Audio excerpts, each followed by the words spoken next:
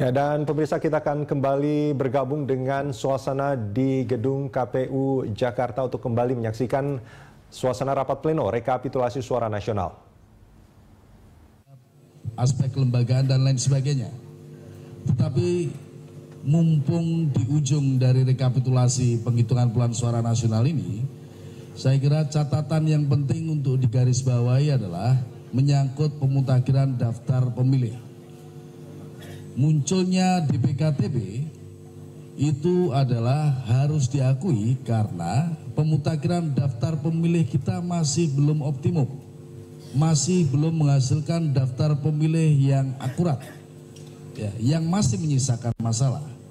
Yang dulu kami menyebutkannya sebagai daftar pemilih yang bisa menimbulkan kursi haram karena terkait dengan pemilihan umum anggota DPR, DPD, dan DPRD pada 9 April yang lalu. Sejauh mana perbaikan terhadap daftar pemilih tersebut, kita sesungguhnya juga menunggu hasilnya. Nah, pendek kata, saudara sekalian, jika problem ini pada pemilu yang akan datang dan dalam waktu yang dekat, sehubungan dengan kemungkinan akan diselesaikannya undang-undang pilkada, di mana salah satunya adalah menyangkut pemilihan umum kepala daerah secara serentak pada tahun 2015, kita berharap ini bisa diselesaikan dengan baik. Sebab kalau tidak, niscaya dan yakinlah pasti menimbulkan masalah yang sama juga, yang akan menjadi masalah yang diperdebatkan, yang tidak pernah diselesaikan dan menimbulkan ketidakpuasan.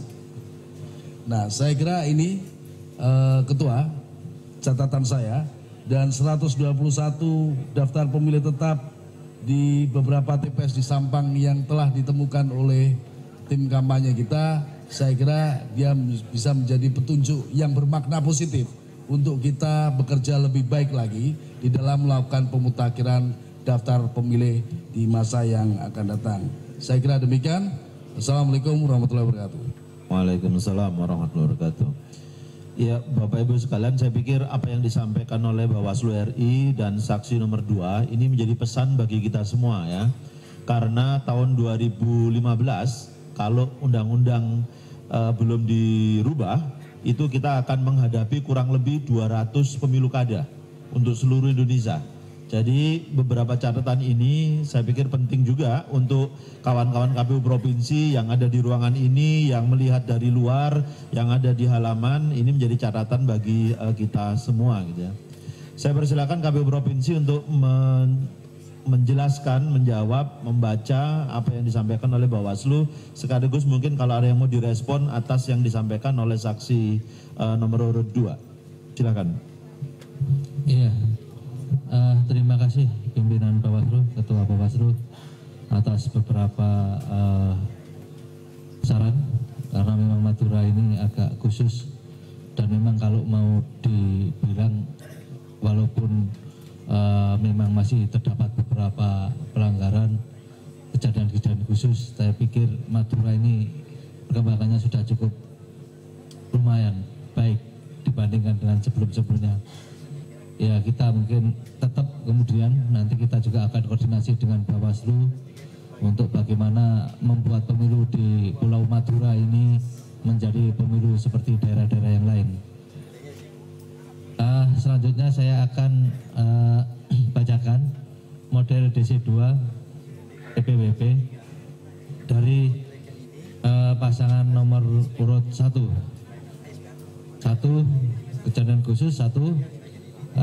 Keberatan 1, KPU Jatim tidak melaksanakan perintah Undang-Undang 42 tahun 2008 tentang pemilu presiden dan wakil presiden terkait dengan Rekom Bawaslu nomor 3389 Bawaslu Prop JTM 7 Romawi 2014, isinya untuk melakukan penelitian dan verifikasi status pemilih yang terdaftar dalam DPKTB di 6 daerah, yaitu Surabaya, Sidoarjo, Kabupaten Malang, Kabupaten Batu, Kabupaten Jember, dan Banyuwangi. Rekomendasi Bawaslu Jatim berdasarkan laporan dari saksi pasangan calon nomor 1 di 6 daerah tersebut di atas, di mana saksi pasangan nomor 1 menduga adanya mobilisasi masif dan sistematis pemilih siluman melalui DPKTP. Yang kedua, saksi nomor 1 menemukan sejumlah 209.812 orang yang masuk dalam DPKTP yang berpotensi menyalahi peraturan perundang-undangan. 3. Permintaan saksi nomor 1 untuk mendapatkan akses informasi terkait DPKTP di 7 daerah tidak dipenuhi oleh penyelenggara pemilu dalam kurung KPU dan Panwas. 4. Sikap arogan KPU Jawa Timur yang dinyatakan dalam form statement forum resmi rapat perlunya rekapitulasi di tingkat provinsi, menyebut nama anggota yang menyatakan bahwa ini urusan kami, dilaksanakan atau tidak itu resikonya kami yang siap dipecat. 5. Sesuai dengan pernyataan KPU Kota Batu dalam pleno KPU Provinsi yang menyatakan bahwa kami tak memperbolehkan pemilih yang menyuarakan KTP dalam garis miring surat domisili yang akan memilih di TPS tidak sesuai dengan alamat yang tertera di KTP atau surat domisili. Hal ini memperkuat adanya mobilisasi pemilu yang masif dan sistematis melalui DPKTP. 6. Saksi nomor 1 keberatan terhadap statement KPU Surabaya dalam rapat pleno KPU Provinsi bahwa KPU Surabaya tidak berhak mendapatkan laporan pelaksanaan hasil rekomendasi Panwas Surabaya nomor 151 garis miring rek garis miring Panwaslu garis datar SBY garis miring 7 Romawi garis miring 2014 tentang penelitian dan pencermatan DPKTP. 7. Saksi nomor 1 tidak puas dengan jawaban KPU Kota Surabaya pada saat rapat pleno KPU Jatim terkait keberadaan pada form DP2. Oleh karena itu kami lamirkan DP2 saksi nomor 1 sebagai bagian yang tidak terpisahkan dari DC2. Perlu kami sampaikan bahwa terkait dengan rekomendasi Bawaslu menyangkut nomor 389 yang merekomendasikan untuk melakukan pencermatan DPKTP di 6 daerah sudah dilaksanakan oleh KPU Provinsi. Jadi mohon Pak Ketua, itu masih ada poin 8, 9, 10. Halaman berikutnya. Oh ya, maaf, terlalu bersemangat. 8. Saksi nomor 1 menuntut PSU di 6 daerah yang diduga adanya pelanggaran DPKTP.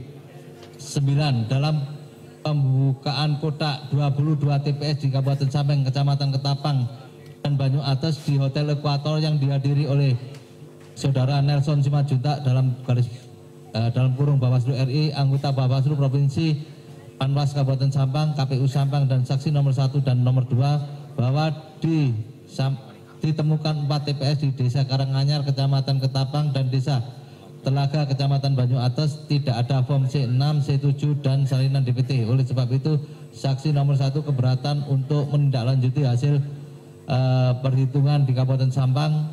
Saksi nomor 1 menuntut adanya PSU di 4 TPS tersebut. 10. KPU Jatim memaksakan menyelesaikan rekapitulasi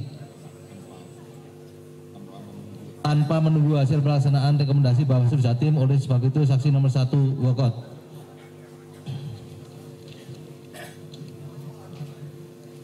Terhadap keberatan ini kami sampaikan bahwa KPU Jatim telah menindaklanjuti apa yang direkomendasikan oleh Bawaslu. Pada saat itu kita sampaikan pada saksi bahwa kita akan melakukan surat tertulis. Jadi kita sudah surati Bawaslu Provinsi, kita juga surati 6 kabupaten kota yang direkomendasikan untuk melakukan pencermatan. Jadi itu sudah dilaksanakan. Kemudian ini termasuk juga menemukan 209, ini bagian dari DPKTP tadi. Permintaan saksi akses informasi terkait dengan DPKTP itu tadi. Jadi berkait dengan DPKTP apa yang sudah disampaikan keberatan ini sebenarnya sudah terangkum dalam apa yang direkomendasikan oleh Bawaslu. Jadi apa yang direkomendasikan Bawaslu kita tindak lanjuti yang insya Allah ketiga hal ini bisa terjawab dari apa yang dilakukan oleh 6 KPU Kabupaten Kota berupa pencermatan terhadap DPKTB. 4. Tentang sikap arogan, ini mungkin bentuk kesalahpahaman, jadi kesalahpahaman antara kami dengan kawan-kawan di tim saksi, tapi ini tidak muncul di dalam proses perdebatan sehingga kita belum sempat minta maaf dalam forum ini. Kalau memang ini dianggap sebagai bentuk aroganitas kita akan minta maaf. Semoga ke depan tidak terjadi hal-hal yang dituduhkan. Kemudian berkait dengan pernyataan KPU Batu. Jadi KPU Batu di dalam rekapitulasi di tingkat Provinsi Jawa Timur sudah menyampaikan mengapa DPKTB di Batu itu ada sekitar 1.900. Jadi KPU Batu menerangkan bahwa sebenarnya DPKTB ini sama dengan DPKTB Pileg. Cuma karena waktu itu DPKTB Pileg itu mau dimasukkan ke sistem Sidale, kemudian ada proses-proses teknis yang kemudian mereka nggak bisa masuk. Jadi akhirnya nama-nama ini tetap menjadi nama di luar itu, tidak bisa masuk menjadi DPT maupun tidak bisa masuk di dalam DPK. Jadi tetap jadi DPKTB itu. Dan ini yang kemarin disampaikan oleh kawan-kawan KPU Batu di dalam forum ini. Sehingga kalau kemudian kawan-kawan dari pasangan saksi pasangan nomor 1 belum puas, ya kita persilakan kemarin membuat surat keberatan. Terkait dengan keberatan terhadap statement KPU Surabaya. Jadi di dalam forum itu memang di dalam penyampaiannya KPU Surabaya menerangkan bahwa proses-proses selama ini yang selalu dipertanyakan di DPKTB itu ada rekomendasi dari Panwaslu Surabaya terhadap KPU Kota Surabaya untuk menyemati sekitar 136 TPS itu, dan itu kemudian sudah dilakukan juga. Hasilnya kemudian ada PSU di 1 TPS.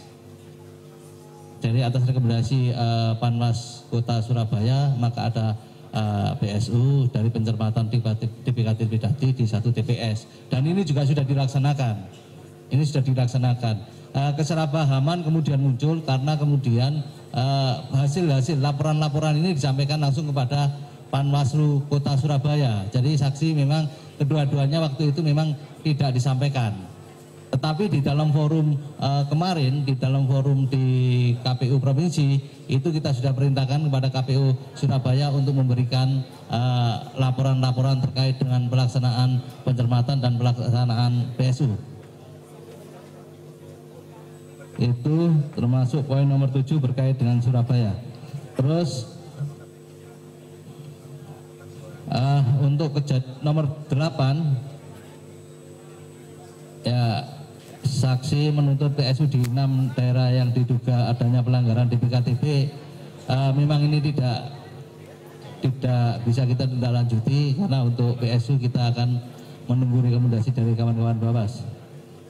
Terus kemudian poin yang 9 dalam pembukaan kotak nomor 2 TPS ini sudah ditindaklanjuti oleh Bawaslu dengan merekomendasikan kepada KPU Provinsi untuk memerintahkan kepada KPU Sampang untuk melaksanakan pemungutan untuk melaksanakan hitung ulang di 8 TPS yang sudah saya sampaikan tadi.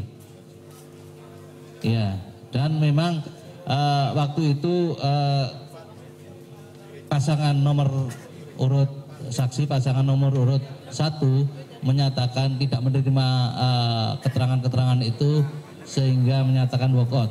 Jadi pada saat itu KPU Jawa Timur itu terdiri dari 38 kabupaten kota, dan kita sudah menyelesaikan 37